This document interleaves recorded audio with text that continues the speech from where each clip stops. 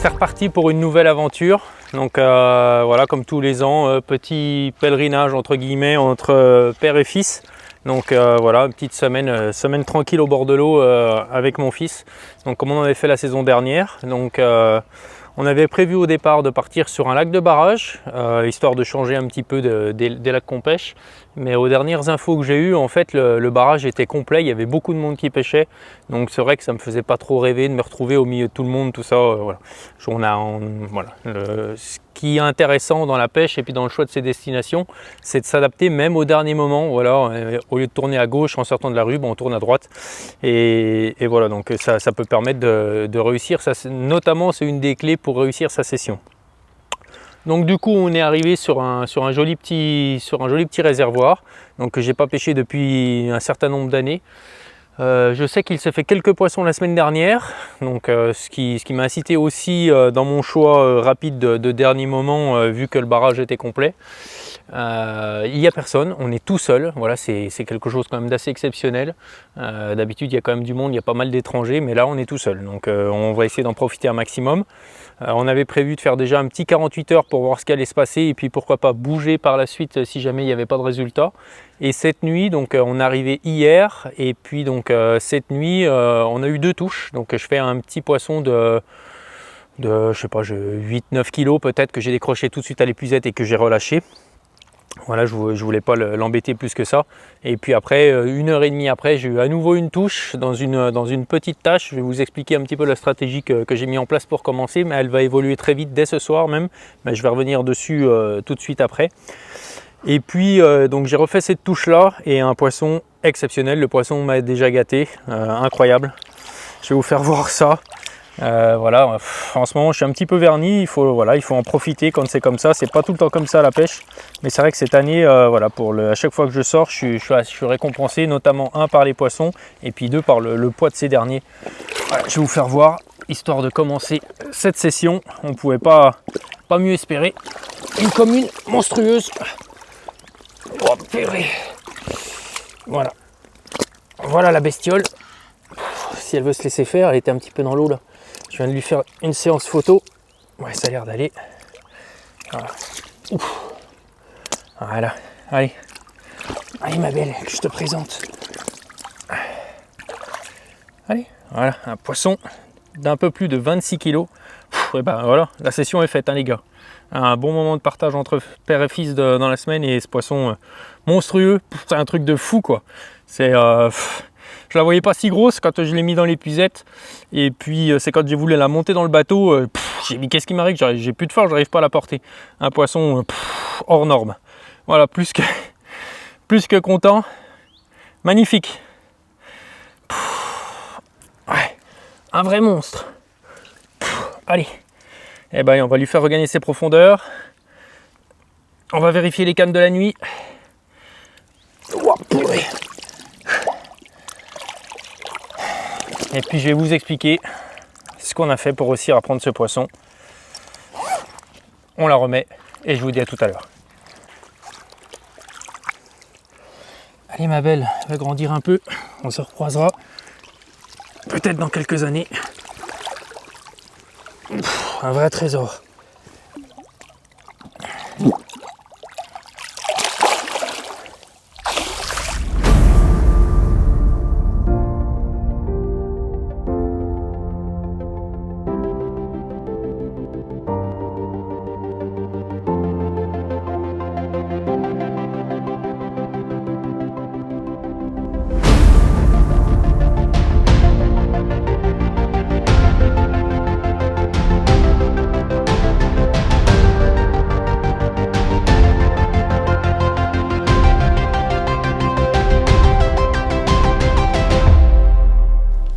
On va faire un premier point sur la stratégie mise en place durant ces premières 24 heures.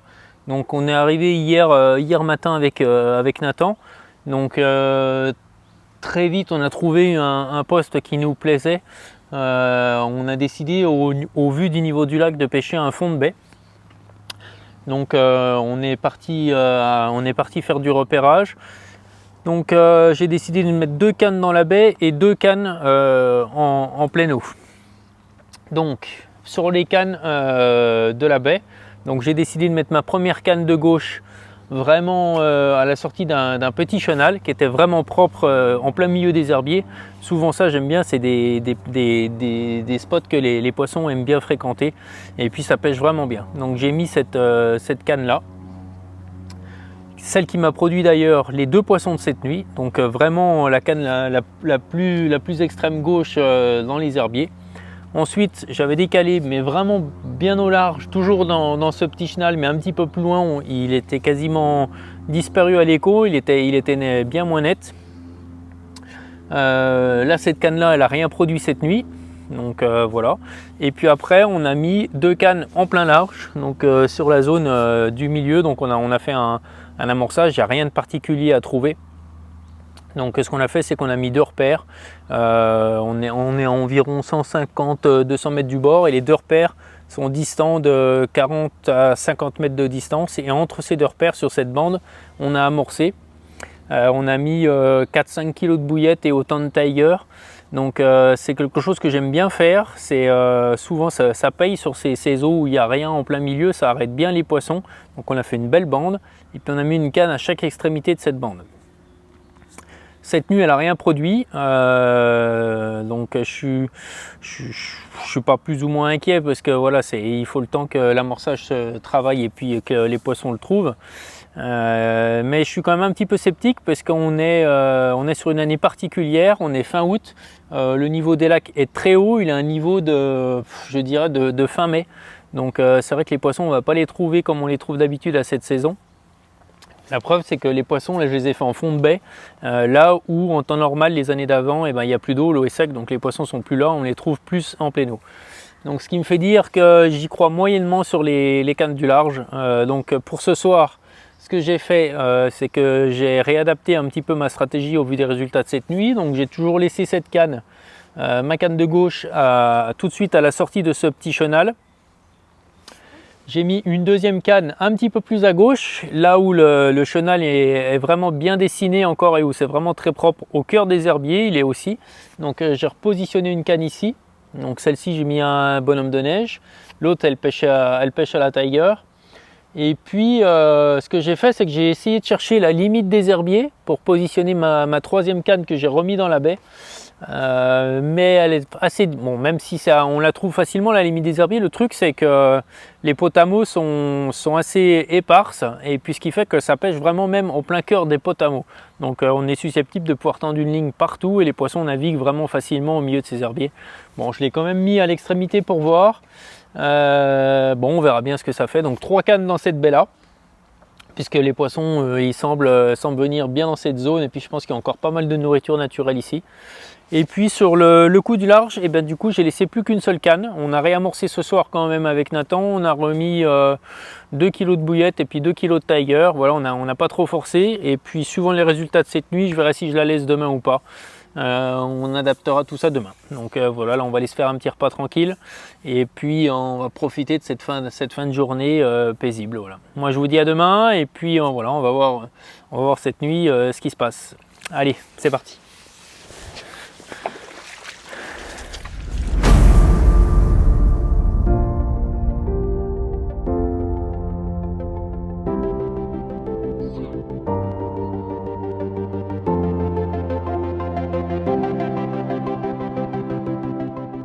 Bien voilà, on est en début de soirée, donc cet après-midi j'ai une canne qui a légèrement bougé parce qu'elle avait tiré.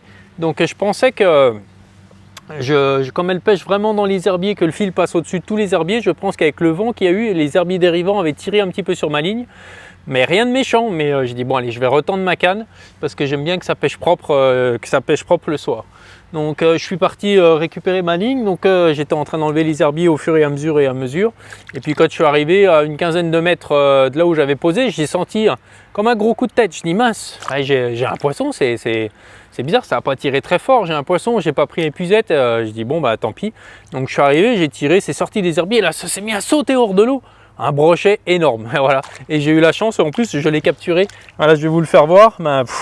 Qu'est-ce que après cette commune monstrueuse, voilà, je fais un brochet. Donc j'ai pas de mètre, mais je viens de mesurer vite fait avec mon manche d'épuisette. Il dépasse le mètre, quoi. Voilà, un poisson extraordinaire, magnifique. C'est un super poisson. Donc celui-là par contre il va avoir la chance de regagner son élément. Donc on va le remettre rapidement à l'eau. On a fait quelques photos avec mon loulou. Et voilà, incroyable quoi, l'anecdote aussi de la session. Je suis abonné au brochet, c'est pas le premier que ça m'arrive de prendre à la bouillette. Mais voilà, je sais même plus c'est le combien, tellement que ça m'arrive régulièrement. Voilà, je suis abonné à ça. Donc à mes amis pêcheurs de carnassiers, voilà. Et je vous le dédie les gars. Allez, on le remet. Et puis je vais aller retendre surtout ma canne pour la nuit.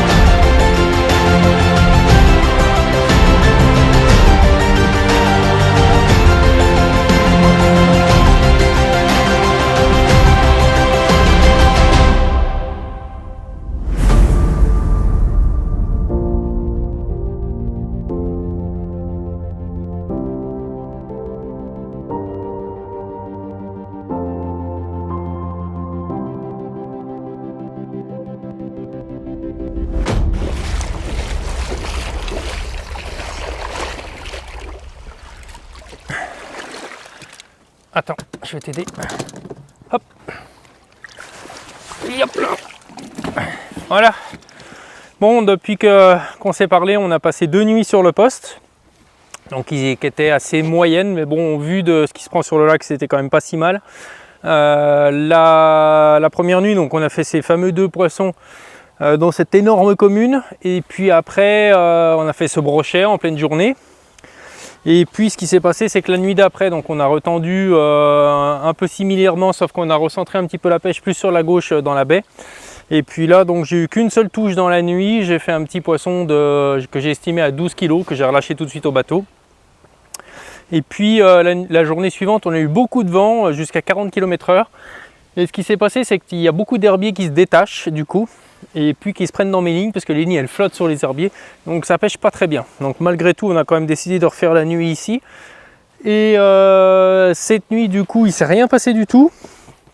J'ai mis des plombs beaucoup plus lourds sur les lignes pour que ça tienne bien. Et puis j'ai eu une touche au lever du jour, je suis allé chercher tout ça, j'ai combattu et quand je suis arrivé à la verticale, j'ai décroché le poisson. Donc je sais pas si c'était un gros, un petit poisson, enfin bref, je l'ai perdu. Donc pour moi le bilan n'était pas assez intéressant pour rester encore ici. On a fait 3 nuits sur ce poste.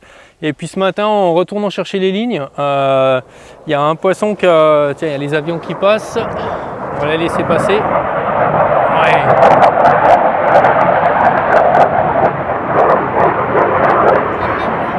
Ouais. Ça fait du bruit. Ça fait du bruit. Donc en allant rechercher donc une de mes cannes, je me suis rendu compte que j'avais eu une touche parce qu'elle était revenue bien avant et puis le poisson était rentré dans les herbiers. Donc c'est une touche que je n'avais pas détectée à cause des herbiers dérivants qui s'étaient vraiment accrochés dans la ligne. Ça faisait du poids, ce qui fait que j'ai pas enregistré la touche sur le bord. Donc c'est un poisson que j'ai perdu. Donc au final j'ai eu 2 touches cette nuit, 0 prise. Donc c'est vrai que le vent qui souffle toujours de travers va me compliquer la pêche ici. Il y a une autre baie sur notre droite, donc on a tout plié, un petit chef. Et puis on va aller voir ce qui se passe là-bas. On va déjà faire une nuit, voire 2. Et si c'est pas terrible, peut-être qu'on reviendra ici. Hein, on verra. Et puis voilà. Bon, et nous c'est parti. Tout est dans la voiture. Le plus gros va partir dans la voiture. Et là on emmène les cannes, le bateau. On y va mon capitaine? Les crocs. Ah oui, les crocs, faut les chercher. La bouteille d'eau. Et voilà. Et c'est parti. Allez, à tout à l'heure.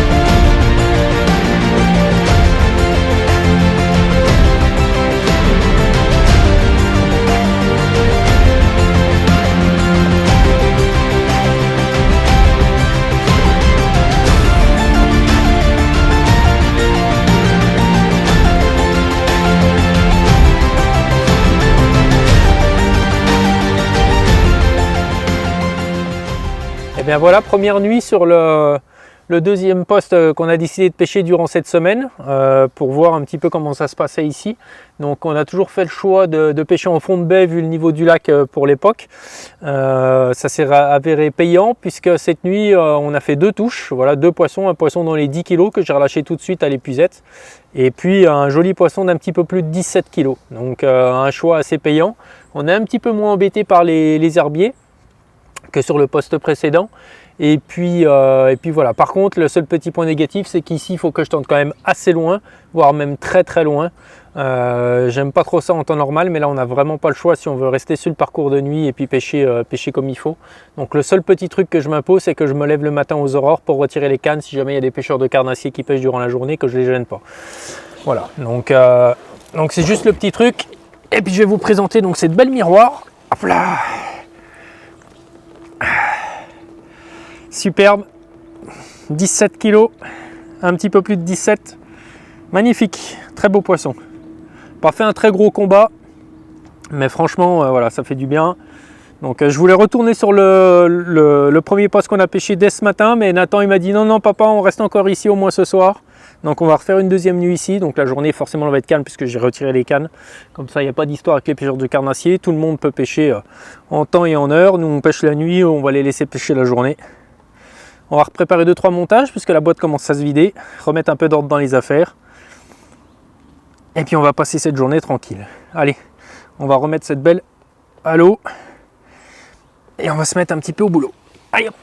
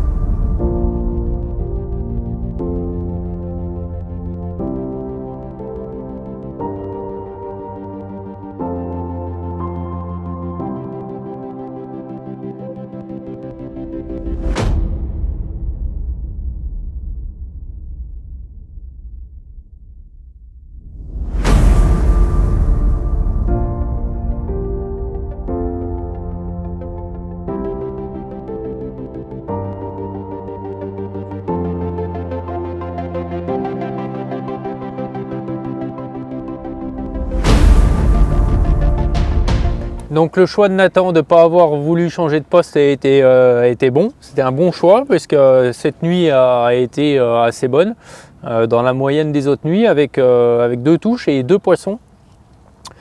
Donc j'ai pris cette première petite miroir, donc fort sympathique, un joli petit poisson bien combatif. Donc par contre celle-ci elle m'a valu quelques déboires, puisque je suis tombé en panne de batterie. Donc j'étais en train de tester une batterie au lithium et voilà, donc je me suis fait surprendre. Bon, il faut dire que je lui ai tiré bien dessus, je voulais vraiment la tester, voir jusqu'où étaient ses capacités, et puis donc je suis tombé en rade en plein milieu net quoi. Donc j'étais un peu surpris, ce qui m'a valu de finir cette nuit tout à la rame. Donc voilà, et puis après, en la mettant à l'épuisette et en voulant la décrocher, ben, j'ai cassé mon épuisette. Donc bon, heureusement, j'en ai une deuxième dans la voiture. Je verrai ça en rentrant là pour réparer celle-ci. Voilà, donc c'est toujours bien d'avoir deux épuisettes sur soi au cas où. Donc une nuit un peu mouvementée, et puis j'ai eu une deuxième touche en milieu de nuit. Donc il a fallu tout que, pareil, combat à la rame, etc. Et puis un beau poisson est venu nous rendre visite. Donc une commune que je vais vous présenter tout de suite. Hop là. Voilà, une jolie commune de plus de 18, quoi, pile 18, un poisson magnifique. Donc bon, après, j'ai fait que ces 2 touches là, j'ai pas pu retendre mes lignes parce que à cause de ma panne de moteur. Donc voilà, mais très satisfait de cette nuit. Donc pour résoudre aux petits problèmes de moteur, donc c'est Céline, ma femme, qui va nous dépanner aujourd'hui. Elle va nous ramener un moteur et puis une batterie adéquate. Donc c'était soit ça, soit on rentrait, mais elle n'a pas l'air décidée pour qu'on rentre. Elle a dit non, ma vie sans homme à la maison, c'est que du bonheur. La maison reste propre pendant une semaine et il n'y a pas de bruit. Donc du coup, elle nous ramène tout ce qu'il faut pour qu'on puisse finir notre pêche. Il nous reste 2 nuits devant nous. Donc voilà. Allez, on va relâcher cette magnifique commune. Et puis on va attendre le ravitaillement du matériel.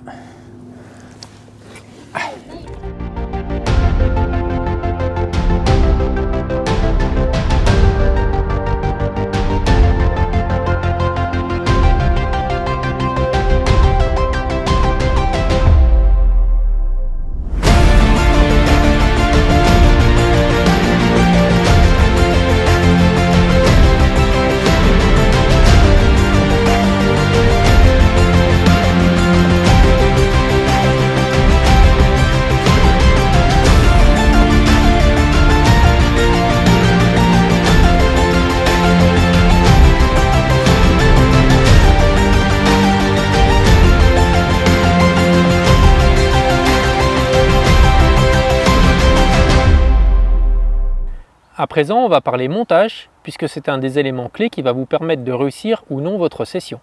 Il est évident qu'on ne va pas utiliser le même montage sur un lac de barrage que sur une gravière surpêchée, qu'en rivière ou que sur un lac de plaine. Donc, et même sur un lac de plaine comme aujourd'hui, le montage peut varier à tout moment d'une condition à une autre. Donc ici ça n'a pas dérogé à la règle, puisqu'on est dans des conditions un petit peu particulières, parce que normalement à cette époque de l'année, on est fin août, à cette époque de l'année, donc les lacs sont assez bas, les herbiers sont quasiment tous à sec, et là on va plus mettre en place un amorçage de zone pour faire rentrer les poissons sur le coup, pour arriver à les capturer. Sauf que là, vu la pluviométrie qu'on a eue au fil de la saison, les lacs sont encore très hauts, et on se retrouve avec tous les herbiers encore immergés, donc on est plus sur des conditions de pêche de fin mai, quoi, avril, fin mai. Donc là, il va falloir aller chercher les poissons au cœur des massifs d'herbiers, ou là où il y a la nourriture naturelle. Donc il a fallu adapter, puisqu'on va pêcher des petites taches en plein cœur des massifs. Donc pour faire simple, j'ai fait assez simple malgré tout, je ne me suis pas trop pris la tête. Donc pour le baddling, je ne vais pas trop revenir dessus, parce que c'est le même que j'ai utilisé lors de la vidéo carpe session en lac de plaine. Je vous mets le lien en haut. Pour ceux qui ne l'ont pas vu, je vous invite à aller voir cette petite vidéo qui était aussi fort sympathique, où à ce moment-là j'étais aussi avec mon fils. Et puis pour ceux qui veulent découvrir le montage, donc vous allez le retrouver au cours des images. Donc ensuite, pour accorder le bas de ligne à mon leader, j'ai utilisé un émerillon quick change à anneau qui va me permettre une bonne rotation autour de ces derniers lors des déposes, ça va éviter les emmêlages. Mais aussi, la particularité du Quick Change va me permettre de changer de bas de ligne en pleine nuit assez rapidement. Donc ça me permet de l'enlever et de le remettre. Si je me rends compte qu'au terme d'une capture, l'hameçon est un peu émoussé ou s'il pique un petit peu moins, je peux le changer très vite sans me prendre la tête. Ensuite, j'ai enfermé ce dernier entre deux perles. Et puis ces deux perles, je vais les régler suivant la hauteur à laquelle j'estime qu'il sera le plus efficace, suivant la hauteur des herbes. En termes de leader, j'ai utilisé ici un LED core, donc là c'est le Fox Submerge, ou alors vous pouvez trouver le même type chez Nash, le Cling On. Donc ça c'est un LED core sans âme de plomb. Il va vous permettre de bien s'adapter sur le type de fond que vous allez pêcher. Donc là par exemple dans les herbiers, ça évite de faire une tige tout droite comme on pourrait le rencontrer avec un LED core avec une âme de plomb. Donc là il va bien épouser le fond, le rendant un petit peu plus discret. Voilà, donc ensuite ce que j'ai surtout adapté aux conditions de pêche, c'est notamment le poids du plomb, puisque je vais pêcher ici assez loin, des fois il y a du vent, il y a des herbiers dérivants qui peuvent tirer sur ma ligne, donc il ne faut absolument pas que le montage y bouge. Donc j'ai utilisé des plombs suivant les conditions entre 170 et 250 grammes. Ça peut paraître beaucoup, mais croyez-moi, en lac c'est très peu, surtout quand on revient, comptant en bateau et tout, le moins de petites accroches ça peut faire bouger le montage. Et là il faut vraiment pas que ça bouge, parce que si votre montage y bouge, et vu qu'on pêche au cœur des massifs d'herbiers, votre hameçon lui va se piquer dans les herbes et le rendant ainsi inopérant, et là vous pouvez toujours rêver pour avoir une touche. Le problème qu'il y a avec ces fameux gros plombs, c'est que quand vous allez avoir une touche, que le poisson va traîner ça, et ben ça va faire un obstacle qui va s'accrocher dans tous les herbiers, rendant votre montage très lourd, et ce qui va favoriser les décrochages des poissons. Donc si on garde ce système comme il est là, évidemment, et ben, on va perdre 8 poissons sur 10, quoi, ce qui n'est pas acceptable. Il faut impérativement que vous perdiez le plomb de manière à ce que votre ligne ne fasse qu'un, qu'il n'y ait pas d'obstacle dessus. Donc pour ça, j'ai utilisé les perles Elisafe de chez Corda. Elles sont assez ingénieuses, puisque quand le plomb va s'accrocher dans un herbier ou que ça va être trop lourd, l'agrafe va s'ouvrir. Voilà, on peut faire la petite démo. Elle s'ouvre ou elle se referme suivant la tension que vous allez mettre, et là vous allez perdre le plomb. Donc là votre ligne ne fera plus qu'un, et puis vous pourrez combattre en toute sérénité. Et croyez-moi, le taux de réussite n'est pas du tout le même lorsque vous avez perdu le plomb. Pour ceux qui ne veulent pas perdre le plomb, ça je veux bien le comprendre. Dans le petit paquet, c'est vendu avec une petite bague qui est fendue, ce qui va vous permettre de la mettre ou de l'enlever à tout moment sur votre montage. Et une fois que vous avez rajouté cette bague à l'intérieur du système, et ben là, le plomb ne pourra plus s'en aller. Donc pour ceux qui veulent l'utiliser dans des conditions classiques sans perdre le plomb, et ben vous rajoutez cette petite bague et le problème est résolu. Voilà, enfin bref, ce montage, il m'a rapporté tous mes poissons lors de cette session. Il me reste encore une nuit, je croise les doigts, pour faire un ou deux poissons. On verra bien. Et puis pour terminer rapidement sur les èches, j'ai utilisé soit des Tiger Nuts très allégés, ou alors j'ai utilisé des bonhommes de neige en 24 mm, allégés aussi, très allégés, de manière à ce que ça se pose bien sur les herbiers et que ça soit sensible à la moindre aspiration des poissons. Et puis voilà, donc très simple, et 24 mm, voilà, je voulais revenir là-dessus, parce que je veux éviter absolument tous les indésirables, les gardons, les gros rotangles et les brèmes. Il va de soi que quand on tend une ligne assez loin et précisément au milieu des herbiers, en pleine nuit, si c'est pour prendre un gardon ou une grosse tanche, eh ben, ça fait pas rire à chaque voyage. Donc une fois ça va, mais à chaque nuit, voilà, ça devient vite pénible. Donc j'ai utilisé des gros appâts. Voilà, donc très simple, mais ça a été efficace lors de cette session. Et à la prochaine session, il y aura certainement une nouvelle adaptation. Et pour ça, je vous donne rendez-vous à la prochaine vidéo. En attendant, moi, je vais me dépêcher de préparer toutes mes affaires. La fin d'après-midi arrive, les pêcheurs carnassiers s'en vont, je vais pouvoir retendre mes lignes.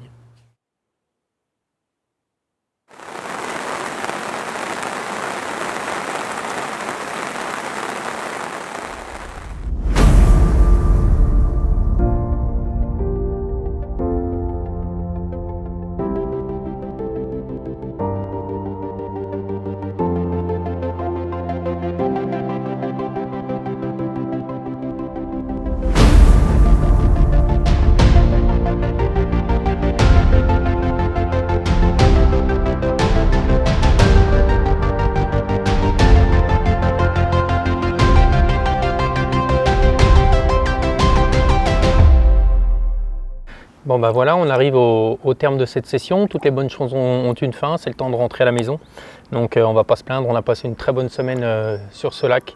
Ça faisait très longtemps que j'étais pas revenu ici, je pense que ça va mettre moins de temps pour que j'y revienne. Voilà, c'était parfait quoi. On a réussi à s'adapter aux conditions qui étaient vraiment pas faciles pour la saison, avec un niveau vraiment haut comme je vous l'ai déjà dit. Mais bon, on a réussi à trouver des poissons et on a réussi à sortir notre épingle du jeu en sortant 1 à 2 poissons par nuit, ce qui est vraiment pas mal. La nuit dernière, j'ai fait un poisson, une jolie miroir, un poisson que j'ai estimé dans les 14-15 kg, avec des grosses écailles et tout, un poisson tout en longueur. A priori, c'était un mâle, donc il m'a fait vraiment un beau combat, j'étais vraiment content. Et puis j'ai perdu un autre poisson dans les herbiers, le temps que j'arrive il s'était décroché. Bon bah voilà, de temps en temps ça arrive malgré les précautions qu'on prend au niveau des montages, etc. C'est les aléas de la pêche. Et puis donc j'ai passé cette dernière nuit. J'étais accueilli par la pluie en début de nuit, donc j'avais pas eu de pluie jusque là. J'ai dit tiens, c'est peut-être annonciateur d'une pêche correcte, mais non, en fait j'ai eu qu'une seule touche. Mais quelle touche! Je finis en beauté avec un poisson extraordinaire. Le lac m'a gâté. Le premier poisson en arrivant ici, il était extraordinaire, un poisson passant les 26 kg. Puis bon, là il est quand même un petit peu plus petit, mais voilà, j'étais vraiment très heureux de faire ce poisson. Il passe lui aussi la barre des 21 kg. Un poisson magnifique. On va retrouver aussi une commune, je vais vous la présenter tout de suite. Vous allez voir, elle est superbe. Un poisson pas abîmé, la gueule quasiment vierge. Ouais. Extraordinaire. Ouais. Tranquille. Là, magnifique. Hop là.